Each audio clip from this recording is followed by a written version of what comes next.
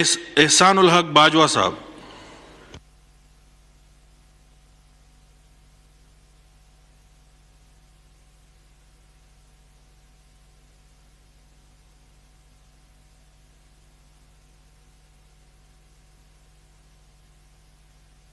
एहसानुल हक बाजवा साहब का माइक खोलें।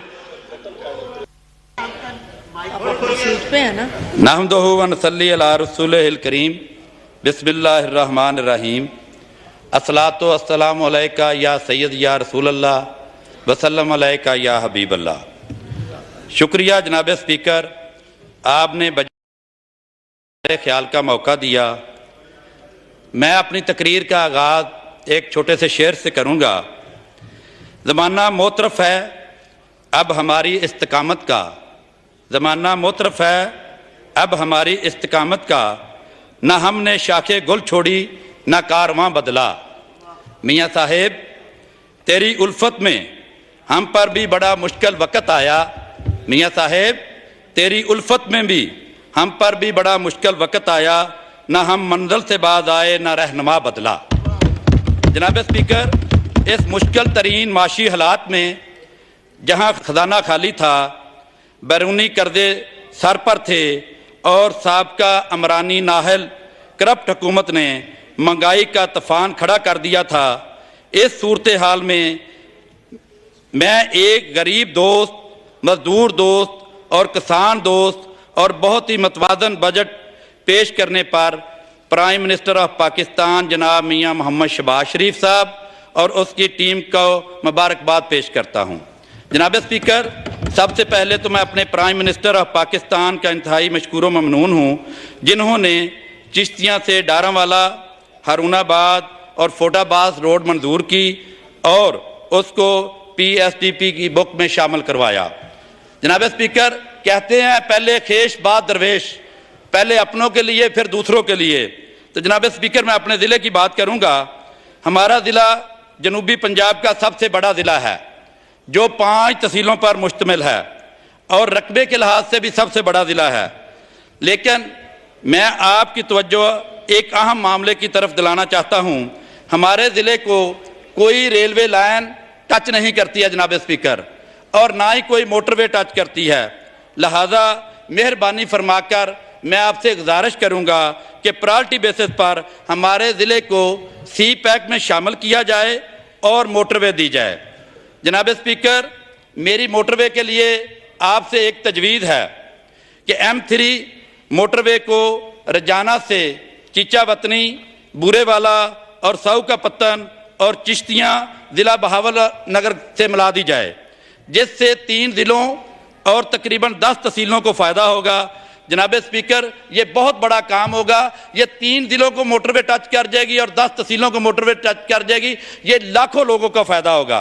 और जनाब स्पीकर, मैं एक बहुत ही अहम मसले की तरफ आपकी तवज्जो दिलाना चाहता हूँ। हमारा ज़िला मुकम्मल तौर पर एग्रीकल्चर ज़िला है और नहरी पानी पर उसका अंसार है। हेड सुलेमान की जो पानी आता है इसको बराबर तकसीम नहीं किया जाता। हेड सुलेमान की से 3 नहरें निकलती हैं, नहर फोडवा कनाल, नहर सादकिया कनाल, पाकपतन कनाल। हमारे डिस्ट्रिक्ट बहावलनगर का पानी काट कर पाकपतन कनाल को दे दिया जाता है।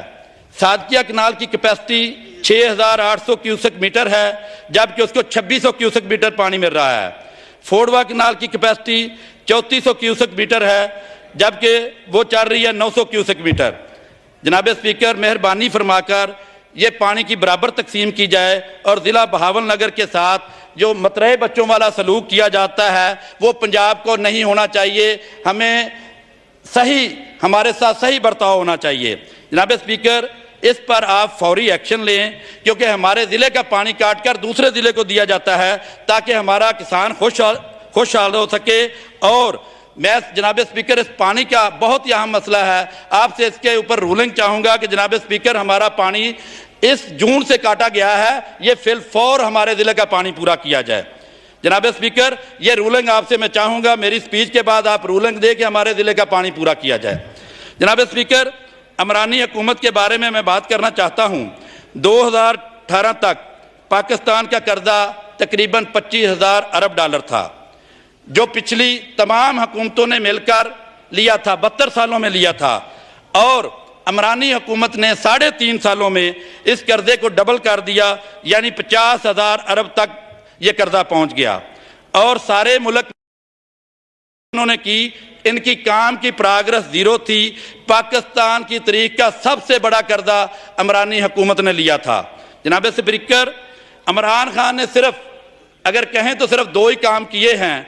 एक उन्होंने ये किया है, निकाह के ऊपर निकाह किया था, और दूसरा इफ्तिताह के ऊपर इफ्तिताह किया था। बाकी पाकिस्तान में कोई काम नहीं किया था।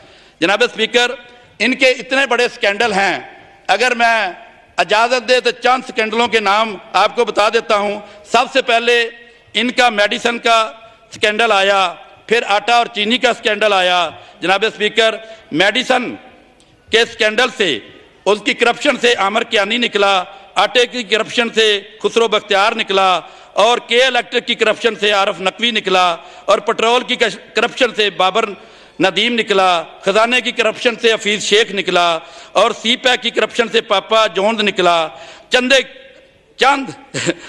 की करप्शन से अलीमा बाजी निकली, कोरोना मास्क और दवाई की करप्शन से जफर मिर्जा निकला, रिंग रोड की करप्शन से जुल्फी बुखारी निकला, और रेलवे की करप्शन से आजम स्वाति निकला, मालम जब्बा की करप्शन से परवेज खटक निकला। ये चंद एक मैं आपको करप्शन की स्टोरियां बता रहा हूं। इंशाअल्लाह हम अपनी मुद्दत पूरी करेंगे, करप्शन की इतनी स्टोरियां आपके सामने आएंगी कि पीछे 72 सालों में इतनी स्टोरियां नहीं बनी थी जितनी स्टोरियां अब 1 साल में इनकी करप्शन की सामने आएंगी। और सीएम हाउस की करप्शन से फराह गोगी निकली और शहजाद अकबर निकला। जनाब स्पीकर, ये IMF के कर्जे की बंदर बांट थी, इन्होंने मुल्क पर नहीं लगाया, ये सारा कुछ करप्शन की नज़र कर दिया और अपनी जेबें भरी। जनाब स्पीकर, मैं अपने कायद मियां मोहम्मद नवाज शरीफ साहब के लिए एक शेर अर्ज करना चाहता हूं। लीडर आज भी बनते हैं लोग कोशिश से, नवाज शरीफ खुद नहीं बनता, खुदा बनाता है। जनाब स्पीकर, ये किस मुंह से मुस्लिम लीग नून पर तनकीद करते हैं कि मुस्लिम लीग नून ने इतना कर्जा लिया? मुस्लिम लीग नून ने अगर कर्जा लिया था तो पूरे मुल्क में काम भी करके दिखाया था, जो नजर आते हैं।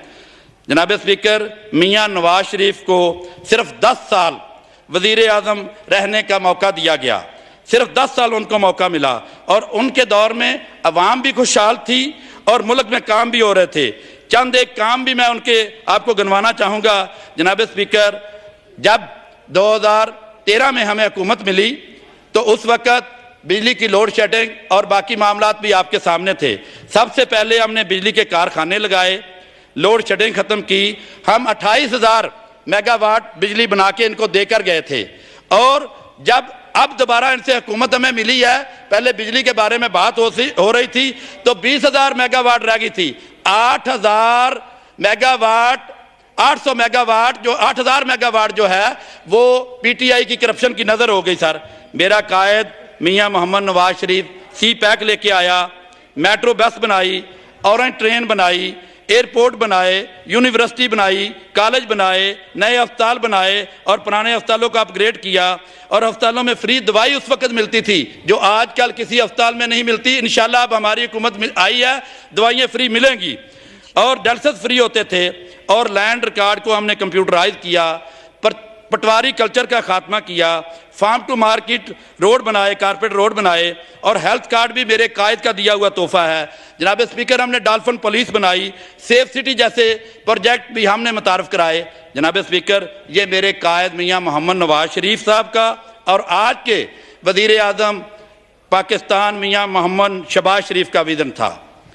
जनाब स्पीकर, हम सियासत को इबादत समझ कर करते हैं और हमारे मुकाबले में इमरानी हुकूमत ने इस मुल्क की न्यू जनरेशन को गालम गलोच, बदतमीज़ी, बदतहजीबी, दंगा फसाद और मरो मराओ, जलाओ गिराओ और मैं ना मानू की सियासत दी। मैं तो ये कहता हूँ कि 2018 से पहले मौलाना फजलुर रहमान साहब कहा करते थे कि ये यहूदो नसार का एजेंट, कि उस वक्त शायद अवाम को पता नहीं चला था, अब अवाम समझ गई है वाकई ये यहूदो नसार का एजेंट है। इससे इंशाल्लाह हमारी पक्की पक्की जान छूट गई है, दोबारा ये कभी नहीं आएगा। जनाब स्पीकर, सियासत नेक नीति और ईमानदारी और खामोशी से अवामी मसाइल हल करने का नाम है। वो कहाँ गए 50 लाख घर? हमें तो वो घर नजर नहीं आया। वो कहाँ गई 1 करोड़ नौकरियां? वो कहाँ गए जो कहते थे कल गवर्नर हाउस की दीवारें गिर जाएंगी और वहां यूनिवर्सिटी बन जाएगी? वो कहाँ गए जब वो कहता है वजीर आजम हाउस को मैं यूनिवर्सिटी बनाऊंगा? जनाब स्पीकर, ये 4 सालों में सिर्फ और सिर्फ झूठ बोलते रहे हैं, इन्होंने काम करके नहीं दिखाया। इंशाल्लाह अब ये हम काम करके दिखाएंगे। जनाब स्पीकर, ये शेर इमरान खान की नज़र मैं करना ज़रूर चाहता हूँ। ये वक़्त आज उसकी रौनियत को ले डूबा, ये वक़्त आज उसकी रौनियत को ले डूबा, वो कल जो बोल रहा था खुदा के लहजे में। जनाब स्पीकर, ये इसको उनकी सजा मिली है जो ये काम कर रहे थे। जनाब स्पीकर, इमरान खान हमारे ऊपर इल्ज़ाम लगाता है, इत्तेहादियों के ऊपर और हमारे ऊपर, मुस्लिम लीग नून के, ये इम्पोर्टेड हैं और गुलाम हैं। तो मैं ये बताना चाहता हूँ जनाब स्पीकर, जब आपके तवज्जो से मैं पूरे अवाम को और 22 करोड़ अवाम को बताना चाहता हूँ कि असल इम्पोर्टेड कौन है और असल गुलाम कौन है। गुलाम तो मैं समझता हूँ इमरान खान है, गुलाम भी है, ये गद्दार भी है। तू गुलाम था तो कश्मीर का सौदा किया, तू गुलाम था तो अभिनंदन को रहा किया, तू गुलाम था तो आफिया सिद्दीकी पर चुप रहा।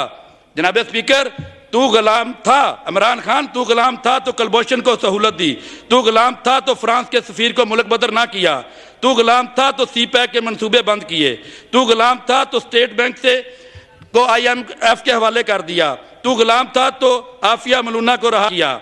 जनाब स्पीकर, मैं इसको इमरान खान को कहूँगा, तू गुलाम था तो लंदन में जाकर एक यहूदी की इलेक्शन कैंपेन की, तू गुलाम था तो मोदी के फ़ोन का इंतज़ार करता रहा। जनाब स्पीकर, ये तो गुलाम था तो इसने IMF की तमाम शर्तें मान ली और पाकिस्तान को महंगाई का तूफान बर्पा कर दिया, पाकिस्तान में महंगाई का तूफान बर्पा कर दिया। जनाब स्पीकर, ये कहता है, ये हमें इम्पोर्टेड का ताना देता है, तुम इम्पोर्टेड हो। असल में इम्पोर्टेड तो ये खुद है।